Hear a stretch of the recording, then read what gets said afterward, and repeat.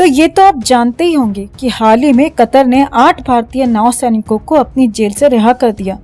लेकिन क्या इसके पीछे मोदी नहीं बल्कि फिल्म स्टार शाहरुख खान का हाथ था? क्या शाहरुख के कहने पर वहां के शेख रूलर ने उन 8 भारतीयों को छोड़ा? आपको दिखाते हैं, बताते हैं सब। आप भी इस खबर को ज्यादा से ज्यादा लाइक और शेयर कर अपना प्यार और सपोर्ट दिखाएं और कमेंट में इसे लेकर आप भी अपनी बात, अपनी राय जरूर रखें। चैनल के साथ जुड़कर चैनल को सब्सक्राइब कर हमारी आवाज बने। तो हाल ही में प्रधानमंत्री मोदी और कतर के अमीर शेख तमीम बिन हमद अल थानी की मुलाकात हुई और ये मुलाकात इसलिए भी बहुत खास है क्योंकि कतर ने इसी हफ्ते 8 भारतीयों को फांसी की सजा देने के 109 दिन बाद बरी किया है। और ये रिटायर्ड नौसैनिक खाबी हाल ही में कुछ दिन पहले ही भारत लौटे हैं और ये भारत की एक बहुत बड़ी कूटनीतिक जीत थी। और इसी के बाद अब दोहा में प्रधानमंत्री मोदी की वहां के अमीर से ये स्पेशल मुलाकात हुई। तो भारत और कतर के बीच में एक बहुत ही स्पेशल रिश्ता कायम हो चुका है। दोनों देशों के बीच बहुत अच्छे रिश्ते हैं, भाईचारा है। और आपने देखा होगा कि कतर के जो अमीर हैं, जो वहाँ के शेख हैं, वहाँ के राष्ट्रपति आप उनको कह सकते हैं, रूलर कह सकते हैं, उनके और प्रधानमंत्री मोदी के बीच में आत्मीयता के संबंध पैदा हो गए हैं। और सबसे बड़ी बात यह है कि जो हमारे 8 भारतीय वहाँ की जेलों में फंस गए थे, जिन्हें सजाए मौत दे दी गई थी, ऐसा बहुत कम होता है कि कतर जैसा देश अपनी जेल से कैदियों को रिहा कर दे, और वो भी ऐसे लोगों को जिन्हें सजाए मौत कतर की अदालत ने सुनाई है। तो ये कतर का एक बहुत अच्छा जेस्चर था भारत के प्रति कि उन्होंने 8 पूर्व नौसैनिकों को प्रधानमंत्री मोदी और मोदी सरकार के कहने पर, उनकी रिक्वेस्ट पर एक दोस्ती के नाते रिहा कर दिया और उन्हें भारत अपने परिवारों के पास आने दिया।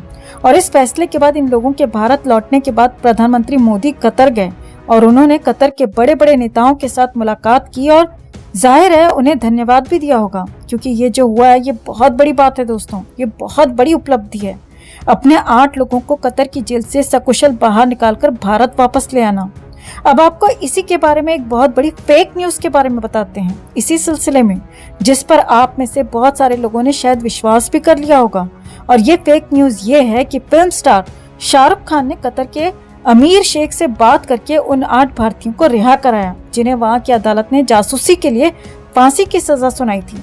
यानी खबर ये आई थी कि इन 8 लोगों को वहां से छुड़ाने के पीछे असली कहानी ये है कि भारत सरकार ने शाहरुख खान की मदद ली।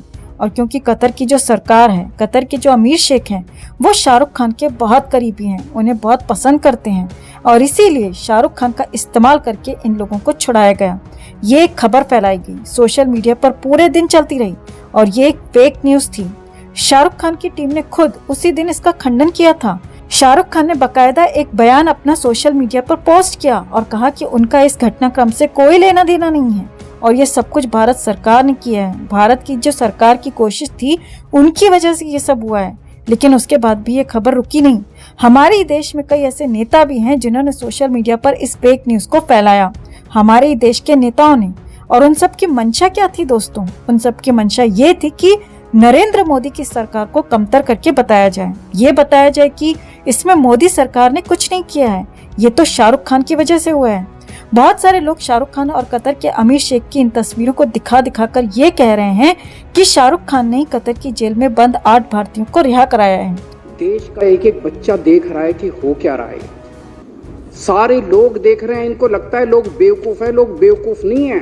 और हमारे देश के लोग इस फेक न्यूज पर इसीलिए भी यकीन कर पा रहे हैं क्योंकि उन्होंने फिल्मों में आज तक यही होते हुए देखा है कि हमारे देश के बड़े बड़े फिल्म स्टार्स दूसरे देशों में फंसे भारतीयों को वहां से सुरक्षित अपने देश छुड़ाकर ले आते हैं।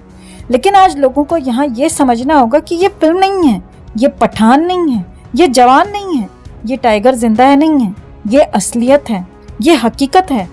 और हकीकत में इस तरह किसी दूसरे देश की जेल से आप किसी कैदी को छुड़ाकर नहीं ला सकते। इसके लिए डिप्लोमेटिक सोर्सेज की जरूरत होती है और हकीकत में जेलों से इस तरह रिहाई नहीं होती। उसके लिए सरकार की ताकत लगती है, उसके लिए मजबूत नेता की आवश्यकता होती है। इसीलिए हम आपसे ये कहेंगे कि आप भी इस तरह की फेक न्यूज से सावधान रहें।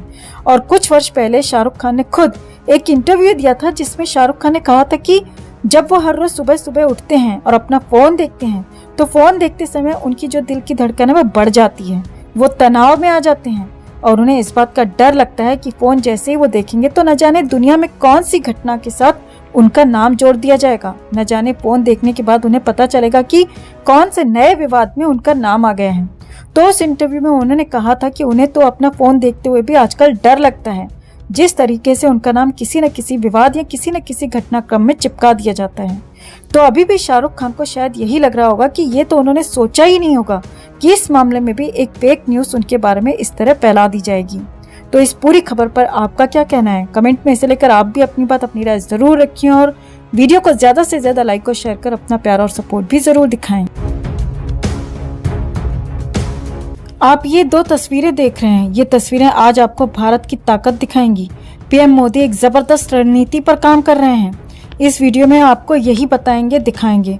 आप भी इस खबर को ज्यादा से ज्यादा लाइक और शेयर कर अपना प्यार और सपोर्ट दिखाएं और कमेंट में इसे लेकर आप भी अपनी बात, अपनी राय जरूर रखें। चैनल को सब्सक्राइब कर चैनल के साथ जुड़कर हमारी आवाज बने। तो आपको याद होगा कि गणतंत्र दिवस के मौके पर फ्रांस के राष्ट्रपति इमैनुअल मैक्रों भारत आए थे। इसी दौरान पीएम मोदी और इमैनुअल मैक्रों ने जयपुर की मशहूर कुल्हड़ चाय पी थी।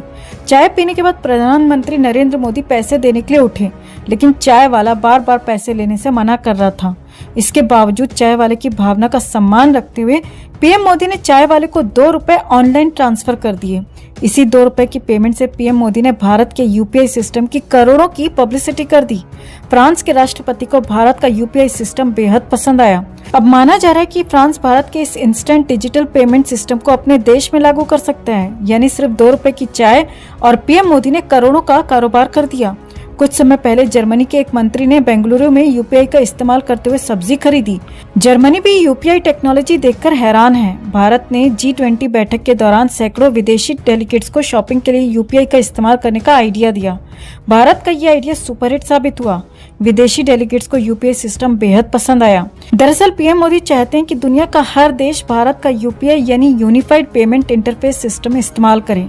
इस दिशा में भारत को लगातार सफलता मिल रही है। सिंगापुर, यूएई, नेपाल, भूटान और ब्रिटेन में कुछ हद तक यूपीआई सिस्टम लागू हो चुका है। श्रीलंका भारत का यूपीआई सिस्टम लागू करने वाला है। जापान और रूस भी यूपीआई सिस्टम लागू करना चाहते हैं। अगर दुनिया के कई देश भारत का यूपीआई सिस्टम लागू करते हैं तो भारतीयों को फायदा होगा। भारत की अर्थव्यवस्था मजबूत होगी, क्योंकि भारत से बाकी देशों में कारोबार करना आसान हो जाएगा। विदेशों में जाने वाले भारतीय आराम से पेमेंट कर पाएंगे। इसके अलावा भारत की डॉलर पर निर्भरता कम हो जाएगी। भारत डिजिटल सिस्टम एक ग्लोबल लीडर बन जाएगा। तो इस पर आपका क्या कहना है दोस्तों? कमेंट में इसे लेकर आप भी अपनी बात, अपनी राय जरूर रखें और वीडियो को ज्यादा से ज्यादा लाइक और शेयर कर अपना प्यार और सपोर्ट भी जरूर दिखाएं।